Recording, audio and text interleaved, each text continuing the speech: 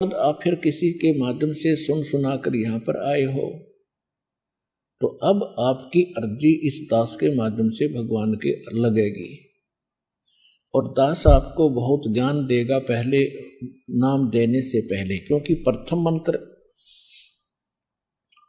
आपको जो दिया जाता है इसको हम वैसे तो सारा ज्ञान समझा कर ही देते हैं, मर्यादा भी बताते हैं। प्रथम मंत्र प्राप्त प्राणी यदि कोई गलती भी कर देता है उसका अक्षमा योग्य है, क्योंकि हम समझते हैं कि ये अभी ज्ञान से परिपक्व नहीं है, बालक है। फिर भी उसको समझाते हैं, बार बार उसको उपदेश करते हैं कि कनेक्शन काट देना स्वभाव एक समझदारी नहीं है। जैसे बिजली की आपने कनेक्शन ले लिया बिजली का, तो बिजली का कनेक्शन लेने के बाद यदि आपके इंस्ट्रूमेंट सही होंगे तो वो पंखे की सब कुछ चलने शुरू हो जाएंगे। तो बिजली का कनेक्शन यहाँ से आपको दिया जाता सुप्रीम पावर का, और यहाँ से कनेक्शन लेते ही आपके घर पे बिजली आपसे पहले पहुंच जाती है, यानी परमात्मा।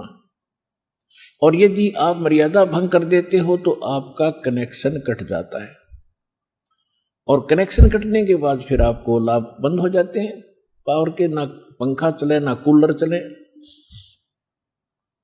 और फिर आपको पुनः कहा जाता है कि आपने नाम खंडित किया है, आपका कनेक्शन कटा है, पुनः से फिर से इसको सुचारू कराओ।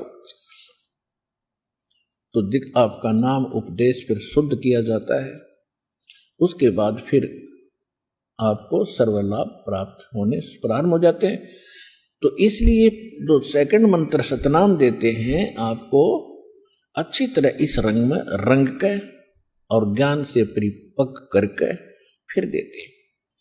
और सतनाम के बाद भी, क्योंकि अब तो हमारे इस तत्व ज्ञान का और यथार्थ इस कबीर पंथ का उत्थान है, शुरुआत है, प्रारंभ है, ये एक सूरज सा निकल रहा है, तो अभी इसकी रोशनी घनी हुई नहीं है, थोड़ा थोड़ा उजियारा सा प्रारंभ हुआ है।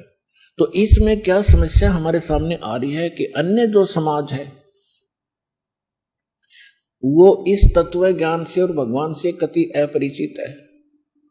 आप जी दीक्षा लेकर जाते हैं तो आपकी क्रियाएं उस जगत की क्रियाओं से विपरीत है। जगत और भगत का सदा से इन्हीं बातों में विरोध रहा है, और जिस कारण से कुछ सामाजिक प्रेशर घर के घर में कोई ऐसी समस्या पैदा कर देते हैं तो आपका नाम खंडित हो जाता है। लेकिन परमात्मा ने कहा है सत ना छोड़े सूरमा और सत छोड़े पत जा, और सत के बांधे लक्ष्य ने फेर में ले गया। इस दास ने जब ये मार्ग प्रारंभ किया, ये ज्ञान चर्चा प्रारंभ की, कहीं की सुनाना शुरू किया, जो एक बार सुन लेता था दोबारा मेरे पास भी नहीं आता था, और ये सोचता था ये तो मेंटल हो लिया, ऊट पटांग बात करता है, कबीर दानक को भगवान बताता है। लेकिन दास परिचित हो चुका था, परमात्मा को गहराई से जान चुका था।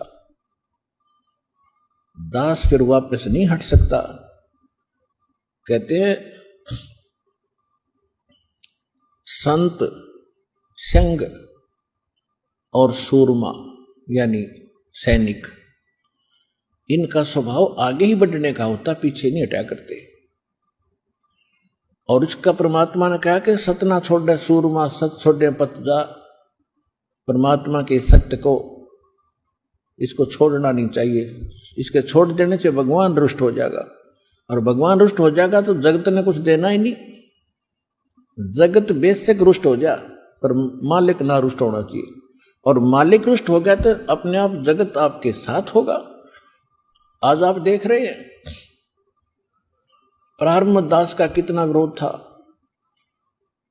फिर कुछ आपके भाई बहनों ने दास के ज्ञान को, भगवान को अच्छी तरह समझा दृढ़ता के साथ। वो ऐसे हो गए जैसे पिलर हो जाकर स्टेनलेस स्टील के, जो हमारे विकसित हो गए थे। और 2006 में नकली आचार्यों ने और इन धर्म गुरुओं ने ऐसी झूठी अफवाहें फैला करके हमारा कितना घोर विरोध किया था, जेल तक जाना पड़ा। लेकिन जितने भी हमारे भक्त थे ऐसे थे जैसे मूसल होया करें लो के, उन्हें कोई मोड़ नहीं सका, उनको कोई वापस नहीं कर सका, उनको डगमग नहीं कर सका।